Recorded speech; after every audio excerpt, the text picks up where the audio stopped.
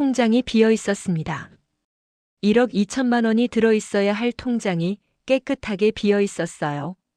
그날 나는 은행 창구 앞에 서서 한참을 멍하니 있었습니다.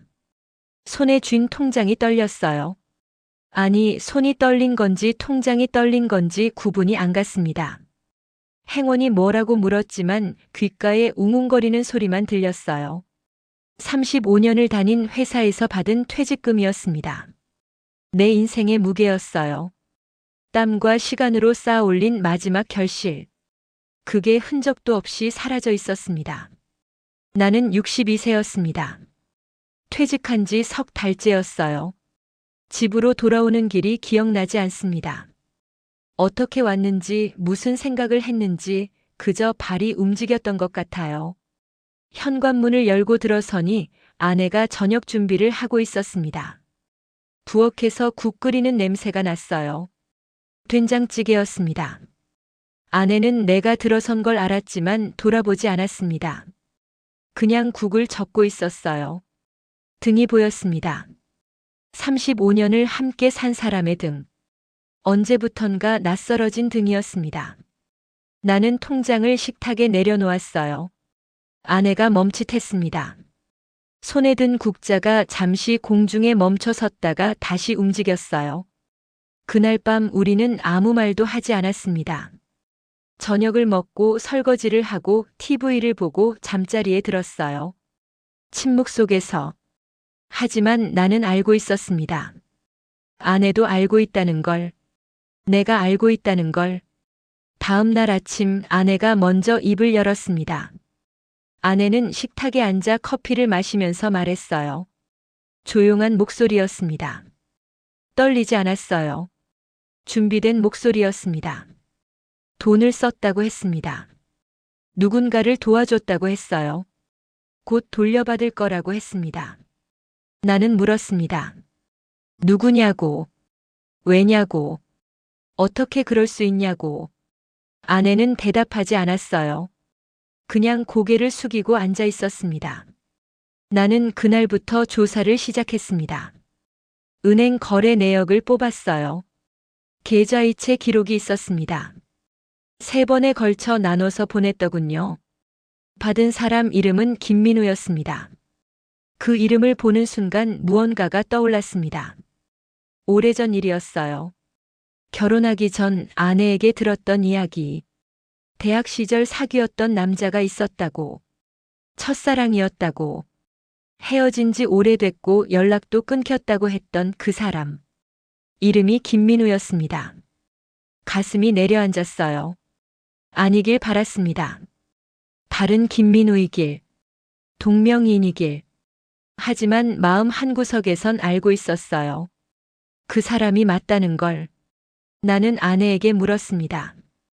김민우가 누구냐고. 어떻게 연락이 닿았냐고. 아내는 한참을 입을 다물고 있다가 말했어요. 20년 만에 연락이 왔다고 했습니다. 6개월 전이었대요. 아내 휴대폰으로 문자가 왔었답니다. 처음엔 답장하지 않았다고 했어요. 그런데 계속 연락이 왔고 결국 만났다고 했습니다. 한 번만 보려고 했다고 했어요. 그냥 옛날 사람이 궁금해서. 그게 전부였다고. 하지만 만나고 보니 그 사람이 힘든 상황이었답니다. 사업에 실패했고 빚이 있었고 어머니가 병원에 계셨대요. 도와주고 싶었다고 했습니다. 불쌍했다고. 예정이 있었다고. 예정. 그 단어가 가슴에 박혔습니다. 나는 물었어요. 그럼 나는 뭐냐고. 35년은 뭐냐고. 우리 인생은 뭐냐고. 아내는 울었습니다. 처음 보는 눈물이었어요. 아내는 잘 울지 않는 사람이었거든요. 그런데 그날은 울었습니다. 소리 없이. 어깨가 떨렸어요. 미안하다고 했습니다. 정말 미안하다고. 돈은 꼭 돌려받을 거라고. 그 사람이 약속했다고. 나는 그 말을 듣고 나서야 깨달았습니다. 아내가 속았다는 걸. 그날 밤 나는 잠을 이루지 못했습니다. 천장만 바라보며 누워 있었어요. 옆에서 아내의 숨소리가 들렸습니다. 규칙적이었어요. 잠든 것 같았습니다. 아니면 자는 척하고 있거나. 생각이 꼬리를 물었습니다. 아내는 나를 사랑했을까? 아니면 그 사람을 잊지 못하고 살았던 걸까? 35년 동안 내 옆에 있으면서도 마음은 다른 곳에 있었던 걸까? 우리는 맞선으로 만났습니다. 27살 때였어요. 아내는 24살이었고요. 3번 만나고 결혼을 결심했습니다. 사랑보다는 조건이 맞았어요. 나는 안정적인 직장이 있었고 아내는 착하고 조용한 사람이었습니다. 처음부터 뜨거운 사랑은 아니었어요. 하지만 나는 아내를 사랑한다고 믿었습니다. 시간이 지나면서 정이 쌓였고 아이들이 태어났고 함께 웃고 울었으니까요. 그게 사랑이라고 생각했습니다. 그런데 지금 와서 보니 확신이 서지 않았어요. 나는 아내를 사랑했을까? 아내는 나를 사랑했을까? 아니면 우리는 그저 익숙함 속에서 살았던 걸까? 며칠 후 나는 김민우를 찾아갔습니다. 주소를 알아내는 건 어렵지 않았어요. 사설 탐정에게 부탁했습니다. 돈이 들었지만 상관없었어요. 그 사람을 꼭 만나야 했으니까. 김민우는 서울 외곽의 허름한 빌라에 살고 있었습니다. 나는 초인종을 눌렀어요. 한참 후에 문이 열렸습니다. 문 밖에 선 사람은 60대 초반으로 보였어요. 키는 나와 비슷했고 머리는 반쯤 벗겨져 있었습니다. 눈가에 주름이 깊었고 옷차림은 단정하지 못했어요. 그 사람은 나를 보더니 잠시 멈칫했습니다. 누군지 아는 것 같았어요. 나는 내가 누군지 밝혔습니다. 그 사람은 고개를 끄덕였어요. 들어오라고 했습니다. 방 안은 좁았습니다. 냄새가 났어요. 담배와 곰팡이 냄새. 창문은 닫혀 있었고 커튼도 쳐져 있었습니다. 어두웠어요. 김민우는 나에게 앉으라고 했습니다. 나는 낡은 소파에 앉았어요.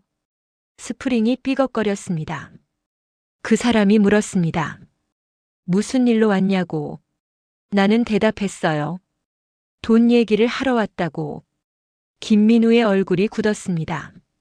한숨을 쉬었어요. 알고 있었다는 표정이었습니다. 나는 물었습니다. 왜 그랬냐고.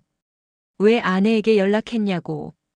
돈이 필요하면 다른 방법도 있었을 텐데 왜 하필 내 아내였냐고. 김민우는 한참 침묵하다가 말했어요. 처음엔 정말 그냥 궁금해서였다고 했습니다. 옛날 사람이 어떻게 사는지. SNS에서 우연히 아내를 발견했대요. 사진을 보니 그때 모습 그대로였답니다. 나이는 들었지만 여전히 예뻤다고. 그래서 연락했다고 했어요. 가벼운 마음으로. 그런데 만나고 보니 마음이 흔들렸답니다. 아직도 남아있더래요. 20년 전 그 감정이. 나는 그 말을 듣고 웃음이 나왔습니다. 허탈한 웃음이었어요. 그러면서 물었습니다. 그래서 돈을 달라고 했냐고. 사랑한다면서 돈을 뜯어낸 거냐고. 김민우는 고개를 저었어요. 아니라고 했습니다. 처음엔 정말 돈 생각이 없었다고. 그런데 사업이 망하고 빚쟁이들이 찾아오고 어머니 병원비가 밀리고 점점 막막해지더래요. 그때 아내가 물었답니다. 돈이 필요하냐고. 도와줄 수 있다고. 김민우는 처음엔 거절했대요. 받을 수 없다고. 하지만 아내가 계속 권했답니다. 꼭 도와주고 싶다고. 자기도 뭔가 해주고 싶다고. 그래서 받았다고 했습니다. 나는 물었어요. 갚을 생각은 있냐고. 김민우는 고개를 숙였습니다. 대답이 없었어요. 그게 답이었습니다. 나는 일어섰습니다. 더 이상 들을 게 없었어요. 문을 열고 나가려는데 김민우가 뒤에서 말했습니다. 미안하다고. 정말 미안하다고. 나는 돌아보지 않았어요. 그냥 나왔습니다. 계단을 내려오면서 눈물이 났습니다. 억울했어요. 분했고 화가 났고 슬펐습니다. 하지만 무엇보다도 허무했어요. 35년이 이렇게 쉽게 무너지는구나. 집으로 돌아왔습니다. 아내가 거실에 앉아 있었어요. 나를 보더니 물었습니다. 어디 갔다 왔냐고. 나는 대답했어요. 김민우를 만나고 왔다고. 아내의 얼굴이 하얗게 질렸습니다. 입술이 떨렸어요. 나는 말했습니다. 그 사람 갚을 생각 없다고. 돈 날렸다고. 아내가 고개를 저었어요. 아니라고 했습니다. 그럴 리 없다고. 그 사람은 약속했다고. 나는 한숨을 쉬었습니다. 그리고 물었어요. 사랑하냐고. 아직도 그 사람을 사랑하냐고. 아내는 대답하지 못했습니다. 그냥 울었어요. 계속 울었습니다. 나는 그날 밤 집을 나왔습니다. 큰딸네 집으로 갔어요. 딸이 놀랐습니다. 무슨 일이냐고 물었지만 대답하지 않았어요. 그냥 며칠만 있을 거라고 했습니다. 딸은 더 이상 묻지 않았어요. 방을 내줬습니다. 나는 그 방에 누워 천장을 바라봤어요. 딸네 집 천장은 새 것이었습니다. 깨끗했어요. 우리 집 천장엔 얼룩이 있었거든요. 오래된 얼룩. 지우지 못한 흔적들. 문득 생각했습니다. 이제 어떻게 해야 하나? 이혼해야 하나? 아니면 계속 살아야 하나? 답이 나오지 않았어요. 며칠 후 딸이 물었습니다. 엄마한테 무슨 일 있냐고. 나는 망설이다가 말했어요. 전부 다. 퇴직금 이야기, 김민우 이야기 전부. 딸은 듣고 나서 한참 말이 없었습니다. 그러더니 조용히 말했어요. 엄마를 용서할 수 있냐고 물었습니다. 나는 대답할 수 없었어요. 모르겠다고 했습니다. 딸이 말했어요. 아빠도 힘들겠지만 엄마도 힘들 거라고. 사람 마음이란 게 복잡하다고. 옛사랑이 다시 나타나면 흔들릴 수도 있다고. 그게 사람이라고. 하지만 35년은 가볍지 않다고 했습니다. 그것도 사실이라고. 나는 딸의 말을 듣고 생각했습니다. 35년. 우리는 참 많은 일을 겪었어요. 아이들 키우고 부모님 병수발하고 경제적으로 힘들 때도 있었고 서로 다툴 때도 많았습니다. 하지만 해냈어요. 함께. 그게 사랑이 아니었을까요? 비록 처음처럼 뜨겁지는 않아도 깊은 정이 있었잖아요. 그게 부부라고 생각했습니다. 그런데 아내는 달랐던 걸까요? 아내에게도 20년 전 사람이 더 소중했던 걸까요? 일주일쯤 지나서 아내에게서 전화가 왔습니다. 받지 않았어요. 문자도 왔습니다. 읽지 않았습니다. 그런데 열흘째 되던 날 딸이 급하게 전화를 했어요. 엄마가 쓰러졌다고 했습니다. 병원으로 달려갔습니다. 응급실이었어요. 의사가 말했습니다. 과로와 스트레스래요. 며칠 입원해야 한답니다. 병실로 들어갔습니다. 아내가 침대에 누워 있었어요.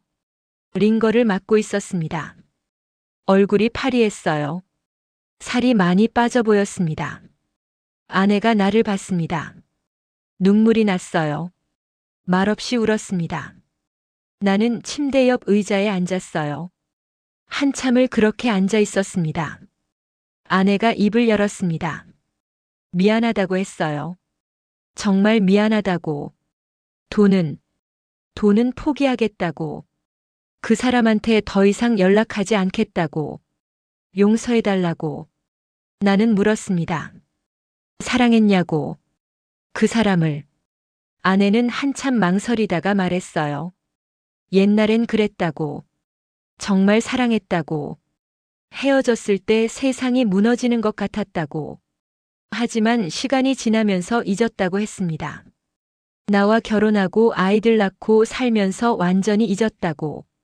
그런데 20년 만에 다시 나타났을 때 그때의 감정이 살짝 돌아왔다고 했어요. 아주 잠깐. 그게 사랑인 줄 알았다고. 하지만 착각이었다고 했습니다. 그건 사랑이 아니라 그냥 추억이었다고. 아련함이었다고. 젊었을 때의 자기 자신을 그리워한 거였다고. 진짜 사랑은 당신이라고 했어요. 35년을 함께한 당신이라고. 그걸 너무 늦게 깨달았다고. 나는 아내의 손을 봤습니다. 주름진 손이었어요. 거칠었습니다. 살림하느라 아이들 키우느라 닳아버린 손. 내 손도 마찬가지였습니다. 우리는 늙었어요. 젊었을 때의 우리는 이미 사라졌습니다. 남은 건 늙은 부부. 그게 전부였어요. 그런데 이상하게도 그게 나쁘지 않았습니다. 나는 아내의 손을 잡았어요. 아내가 놀라서 나를 봤습니다. 나는 말했어요. 집에 가자고. 함께. 아내가 울었습니다. 이번엔 소리내서 울었어요. 나도 울었습니다. 그렇게 우리는 울었습니다.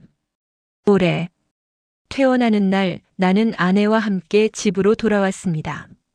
집은 그대로였어요. 얼룩진 천장도 삐걱거리는 마루도 낡은 소파도 다 그대로였습니다. 하지만 뭔가 달랐어요. 아내가 부엌에서 저녁을 준비했습니다. 된장찌개 냄새가 났어요. 나는 거실에 앉아 TV를 봤습니다. 뉴스였어요. 예전 같았어요.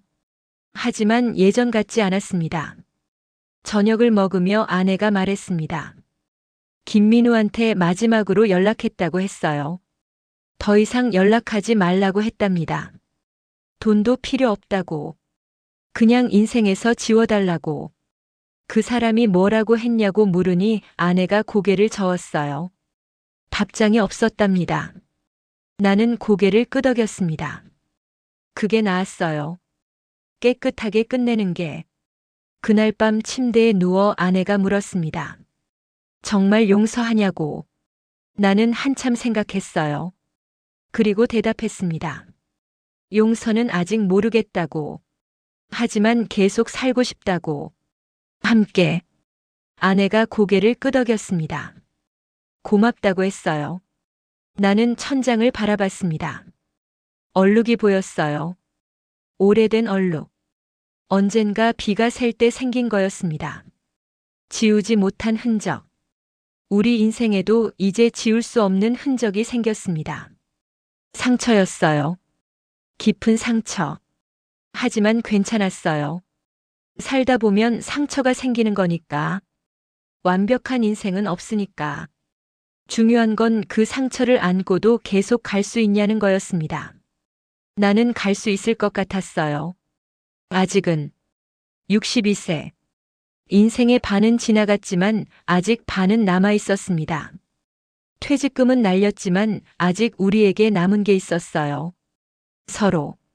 그게 전부였지만 그걸로 충분할지도 몰랐습니다. 시간이 말해주겠죠. 오늘도 나는 아침에 일어나 아내가 차린 밥상 앞에 앉습니다. 된장찌개를 먹고 커피를 마시고 신문을 봐요. 아내는 설거지를 하고 빨래를 널고 청소를 합니다.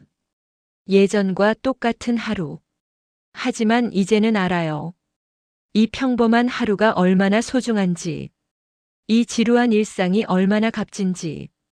당연한 게 하나도 없다는 걸. 62세에 배운 교훈입니다. 늦었지만 늦지 않았어요. 아직 시간은 남아있으니까.